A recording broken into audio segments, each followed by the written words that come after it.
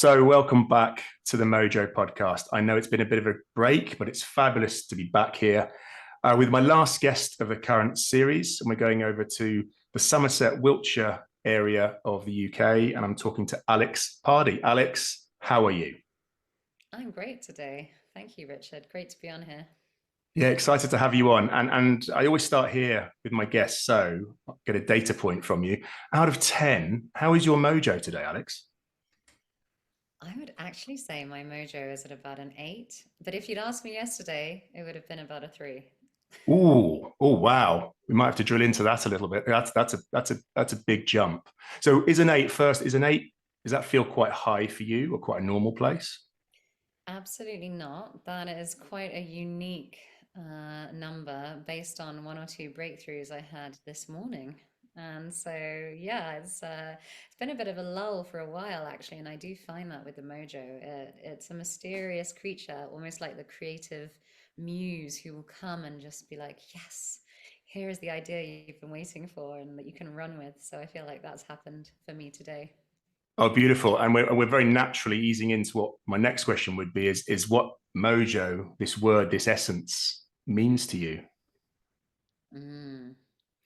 That's a really juicy one. And it's really interesting because when I accepted this podcast interview, I didn't actually know the name of your podcast. And I was really grinning from ear to ear when I saw it because I almost used Mojo as one of the main words in my branding and messaging, and I didn't actually. So it's a really important thing to me. And I feel like it's that kind of flow with the universe. It's feeling like you're in flow with life as opposed to viewing it from the outside.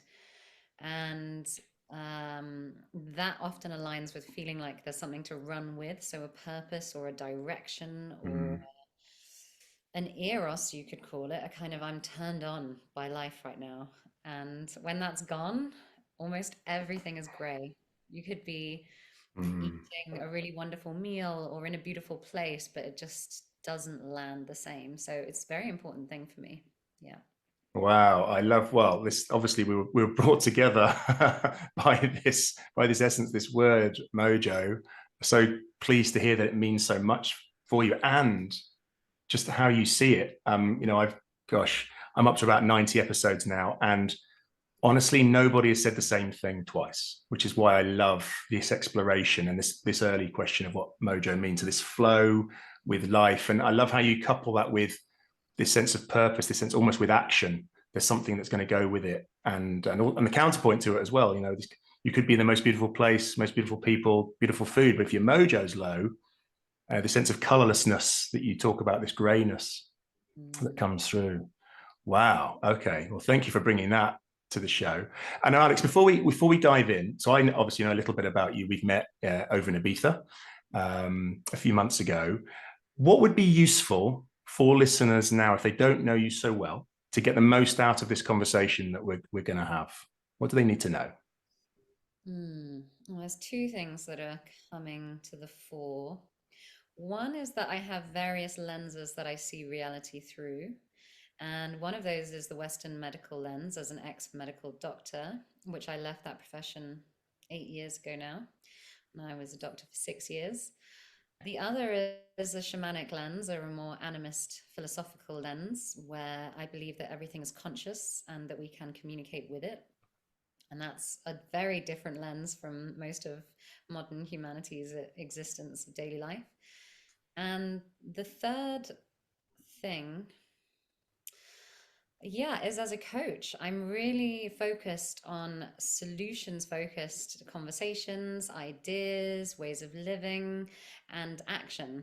And often when we come to shamanic healers, which is something I've also trained in, or when we come to our knees by life, when we come to these midlife crises or these moments, often when we talk about healing work, it's with the lens of looking backwards. But as a coach, combined with the shamanic healing work, to me, it's all about looking forwards. What are we creating? And so that's often a lens I'm going to bring for most people. I'll stop there. No, that's wonderful. I get these three key elements, parts of your life, which I guess shape you, your outlook, and how you support and how you're in service of people. I would love, to get into this. Obviously, there was a big shift for you at some point, and in that I mean from medical doctor to medicine woman, as you describe it, which obviously happened. And I think, for listeners, I think there'll be some fascination to that because, as you said, there are they seem to be a long way apart, those worlds, and you have straddled them, and you have chosen, I think, if I'm getting this right, to leave or spend less time in one and spend more time in another realm. What was going on for you there? So, because I know, another thing we have in common, actually, I believe you studied at Leeds University. I did. I was also there a little bit before you, but I did check out your LinkedIn before we talked. So I guess you were doing all your medical studies there, and I remember I had a lot of friends who were medics, and the intensity of it, and the hours, and obviously the years compared to most of us doing other arts-based degrees. So a lot of commitment, a lot you put into that, and then you shifted. Could you just talk to me a little bit around some of those choices? Were there key moments where things happened? So, this story doesn't sound a lot like people will expect it to. Not that there's much like expectation. However, I think a lot of people project this kind of saint-like quality onto doctors. Like, they have this almost godlike aura of like, being there in the moment of life and death for someone. And it is, Mm, it's a big thing. However, what calls a lot of people to medicine is often not altruism. It's family history, it's social prestige, it's financial, there's so many things. And actually, for me, it was the death of my father when I was 5 and never knowing him, but knowing that he was a doctor and knowing that his father died when he was 5 and he was also a doctor, and that my great grandfather was also a doctor. And as the firstborn in my family, which in shamanic terms is often considered the one who takes on the patriarchal lineage energetically, mm, I have no recollection of ever thinking about becoming a doctor. But when, I don't know if anyone has this anymore in the modern schooling system, but at the age of 16 or 17, someone comes around and you do this careers test. It's really funny, and almost everyone gets town planner. I've actually met one town planner in my life. I know some town planners. Oh my gosh. Yeah. I love it. Everyone got town planner. I was like, don't even know what that is. But yes, and so I remember doing this careers test. I was like, I don't think I want to be a town planner. And they asked, they were like, well, what do you want to do? And of course, you had to know at the age of 17 what you wanted to do with your entire life. Yeah. And I just said, I'm going to be a doctor. And it was completely out of the blue. And I think now, looking back in terms of a constellations piece, I think I had taken on like an energetic baton from my father's lineage. Mm, And that's a lot of around why I do men's work now, actually, which we'll go into, I'm sure, later. yeah. Yes, it was a lot of it was really familial and also to do with just not knowing what else to do. And then I was kind of on a treadmill of education and I never really connected to the depth of what I was doing. If I'm really honest, I just wasn't connected to it. And so I kind of went on the treadmill, never took a gap year, went into uni, just worked. Everyone always says, gosh, wasn't that a lot of work? But to me, it was all I'd ever known. It was just Mm, the educational treadmill. And so I then emerged as a doctor. And honestly, I was just a bit surprised. I was like, oh my gosh, I finally got to this place where I'm not in education anymore at the age of 24 and I've got to do something. And yeah, then followed 2 years of intense distress when my stepfather was diagnosed with bowel cancer at the same time that I went into my first rotation as a colorectal surgical junior doctor. And it was all just a bit too much. And so, what happened after my junior doctor years was I went traveling and unexpectedly found ayahuasca. Now, I'm not sure how many of your listeners know about this psychedelic brew from the Amazon jungle, but it kept finding me. And what happened was I drank this brew and had a massive 180-degree turn from scientific reductionist atheist to, oh my gosh, energy is real. These hippies are onto something. I've got a lot to learn and I don't really know anything actually. And really, the last 11 years of my life have been integrating that experience and my own healing journey into how disconnected I was um, and how many parts of me needed healing, and then sharing that with anyone else who is feeling drawn. Wow. Wow. Well, Alex, thank you for sharing that. There are most elements of that I didn't know about. So, in terms of the obviously the family history and your father passing at that really tender age, and obviously what that taking all that on, and then what I can relate to in that is the educational treadmill that we kind of attach ourselves to, whether we know what we're going to do or not. But I can imagine, coming out like, okay, here I am. I've got all these qualifications now. This is what I'm going to do. Um, and then so the ayahuasca experience, did that take place? Was that something in the UK you went looking for? You were traveling, right? You were traveling at this point. So were you searching for this No, this different way of looking at the world? no. Well, as we just discussed, we both went to Leeds University, and Leeds was really renowned as a party university, wasn't Oh it? It was yes. full of Oh the party yes. vibe. Yeah. And it actually took me till my third year of medical school to discover recreational drugs, which was quite late on. I was think about 20 at that stage. And so, no, I was not looking for this medicine at all. I was at a party on a beach in Tulum, New Year's Eve 2012, at the so called end of the Mayan calendar, which was never going to be the end of the world and was actually more of a demarcation of ages in the Mayan calendar system. And I happened across a couple of Argentinian brothers who gave me some ecstasy. And after a night of partying with them, they said, "You have to come to an ayahuasca ceremony with us in 2 weeks. We're flying a shaman from Brazil up here, and we insist, after spending 12 hours with you, that you would insanely benefit from this substance." And I was like, no, I've heard about this. It cares if you eat pork. How can a plant care if you eat pork? It's really stupid. I'm not into it. And they said, no, categorically, you have to come. And so I said, okay. So it really found me. Yeah. Yeah. So what I'm getting is this almost a sense of the hero's journey that you went on. It's often finding these guides or mentors who invite you, and that sounds like the invitation, and you accepted it, and everything I guess is unfolded from there. So you drank the brew. We're going to get more into the the benefits, the experience of this shortly. Did that immediately have the effect of I need to switch and get out of what I've trained so hard for and I've been doing, or did it sort of happen over time? It then took another 4 years Hmm. because I had nowhere to go. I was vocationally trained in something and I didn't know anything else. And so it was actually a few months later that I again, pressed by these Argentinian men, went down to the jungle to go and do a 10-day dieta, which is where you drink ayahuasca every other day for 10 days, so 5 times, and have to drink a liter of tea of a specific plant that you were dieting with to understand and receive its guidance and intuition in your dream time, which at the time I had no idea what I was doing. I only learned this years later. They didn't really Hmm. explain anything when I was there. And at that time, I then discovered something called Cambo, which was a frog poison from the Amazon jungle.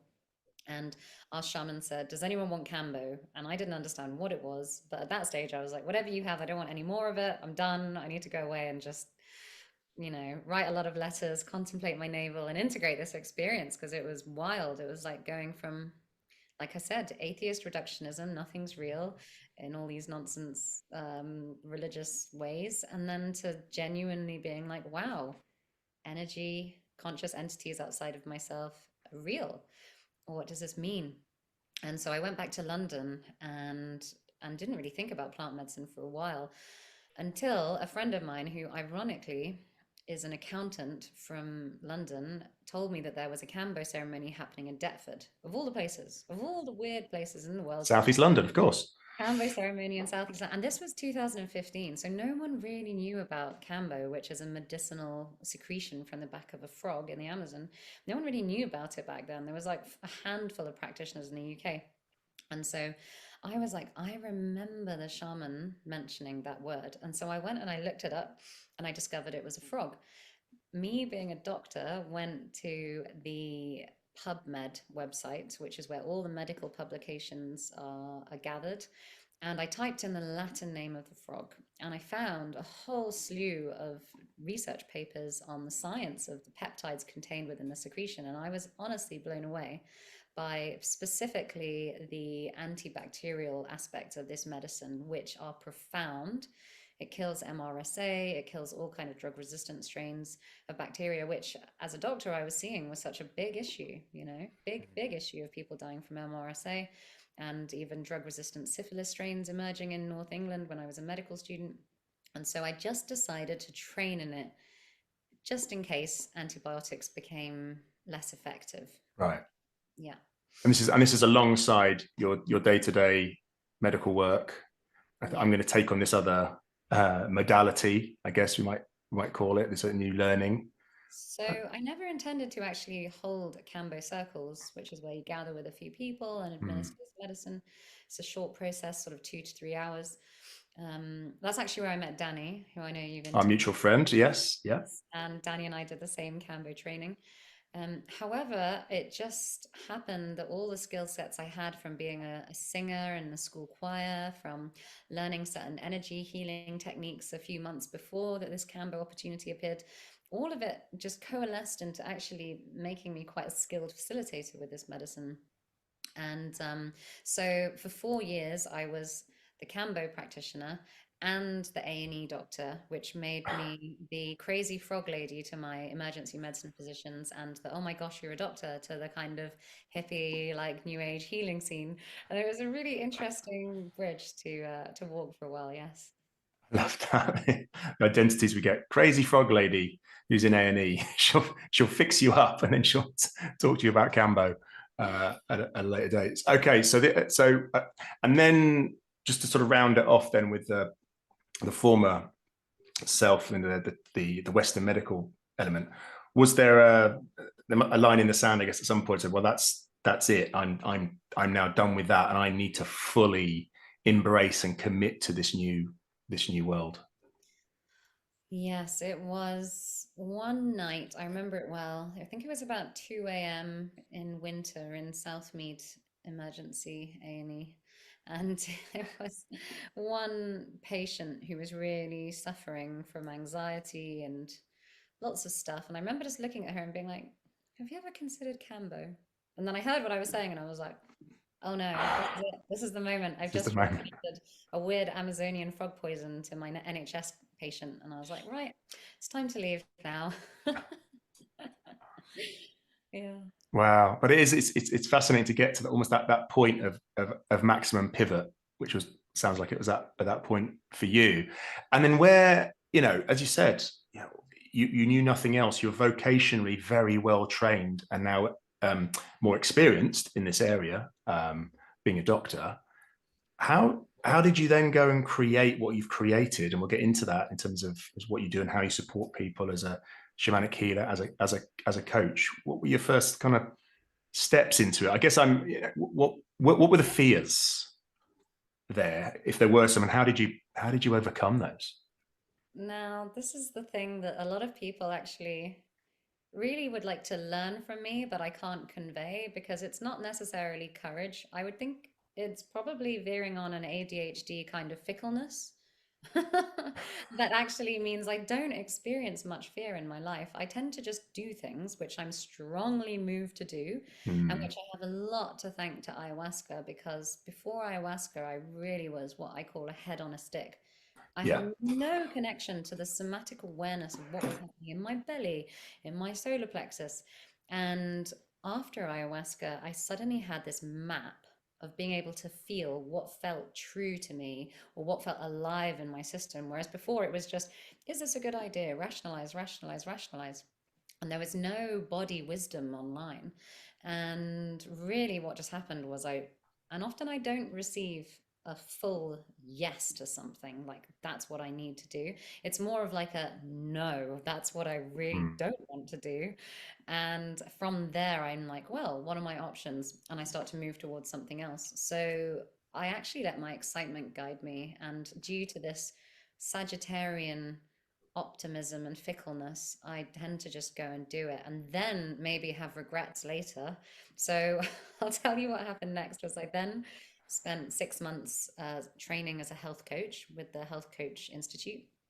And it seemed like a very natural segue away from Western medicine to go into health coaching. But I Mm. very quickly realized that, helping middle-aged women lose weight was just not my thing. And actually, I was much more into people who were about to embrace or go through massive life shifts, which is essentially what had happened to me in my own life and what was happening again through the decision to leave medicine and support people to courageously move through things themselves. And so, actually, what then happened was there were a few years of not quite enough clients, not quite knowing how to market, and not realizing the tens of dozens of skill sets that an entrepreneur or someone striking off on their own actually needs and requires in the modern day and age. Yeah.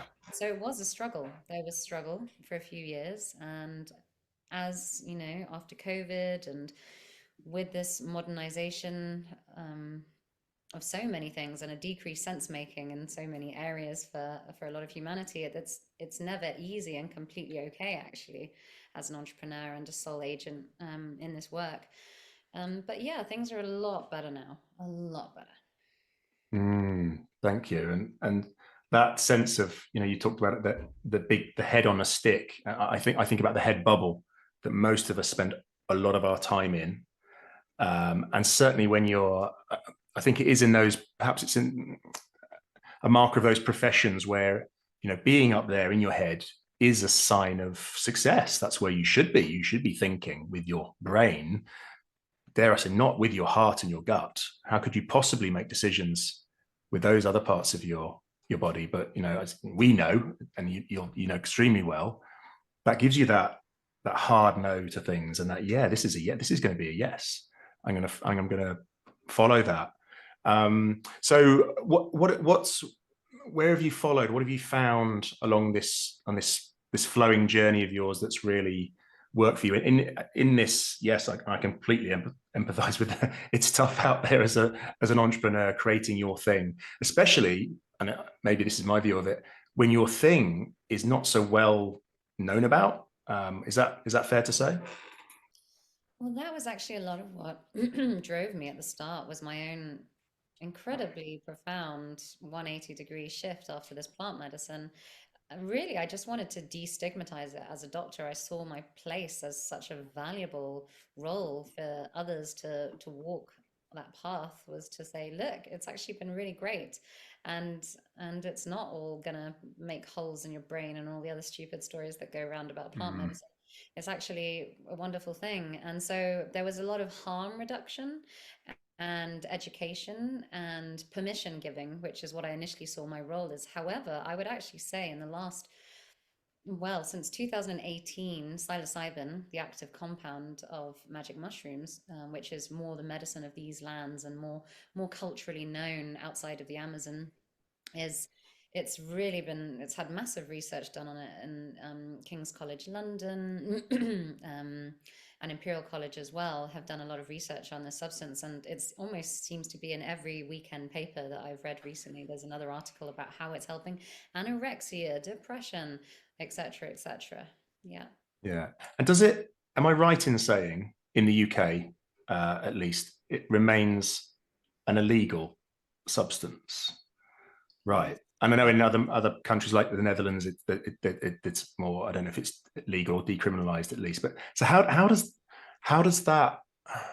How do you find ways to work with that um, in a way that you can make work? I suppose if this thing that I know I've experienced it too. It's immensely powerful and Mhm. does a lot of good, but it's been classed as bad, for want of a better word. Class A, Schedule 1. Well, okay, there we go. Yeah. Top of the list.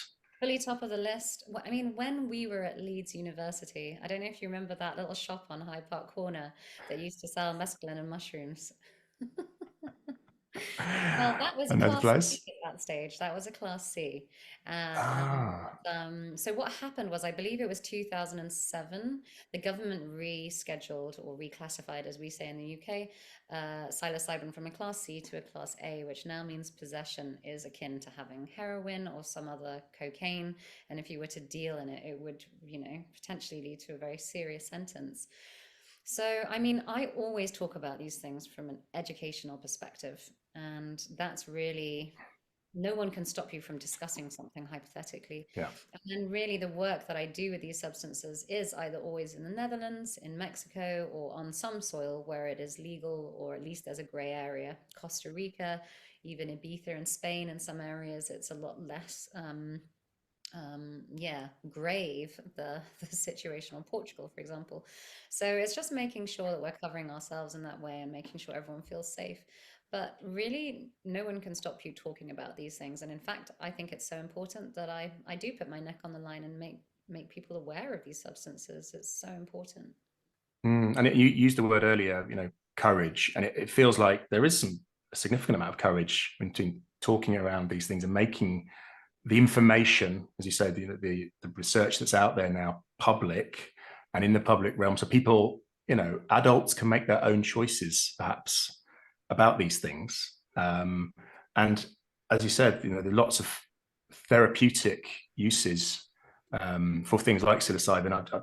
So many people in my extended network are now talking about it as overcoming grief and deeply held trauma from their childhood, and it's making huge differences versus people who have been in, for example, talk therapy for many, many years and not maybe got so far. Now, I'm not going to sit here and say one is better than the other, but I think it's interesting that there are Mm, other ways. mm. Yeah, it's interesting. It's kind of like, I describe therapy. Well, let me describe plant medicine to me. It's almost like, if you're, when you pick up a big stone and there's an insect under it and it suddenly goes and looks at you like, oh my God, and there's light just pouring in, and it can be a bit shocking to that poor animal. I think of that as the subconscious. And often with these psychedelics, you're picking a stone up and you're just going, right, what's in Pandora's box? And it's like, the subconscious can sometimes be a bit like, oh my gosh, that was quick, or whoa, didn't expect that. And there's a good reason often that the subconscious is holding on to these things, because it threatens our ego construct. It threatens how we show up and function day to day. It keeps us, calm, at least on the exterior, and looking after, maybe we have dependents or a job or things that we need in our life to stay stable. However, we all know how, if we don't pick up that stone and really like look something face on, that it's going to be running the show to the point where it's actually detrimental. The way I see therapy is that it's almost like you're chipping away the stone, and you may or may not get Right. to the insect. Like, you're just slowly chipping away. Mm, And in a way, that's why therapy could maybe have longer lasting effects. If you do it for long enough and deep enough with someone you really resonate with, and you slowly get there, you've actually got all the somatic tools, you've got all the day-to-day sober um, ways of being with what's emerging for you, so that when you actually encounter that thing, then you can go away and you're like, actually, I know how to hold myself in the day to day because I've touched this place many times over years. And so that is the one criticism of psychedelic experiences, that they're almost so fast that they can be re-traumatizing, and they're so sort of sudden that then we don't necessarily have those skills to go and integrate that on our own.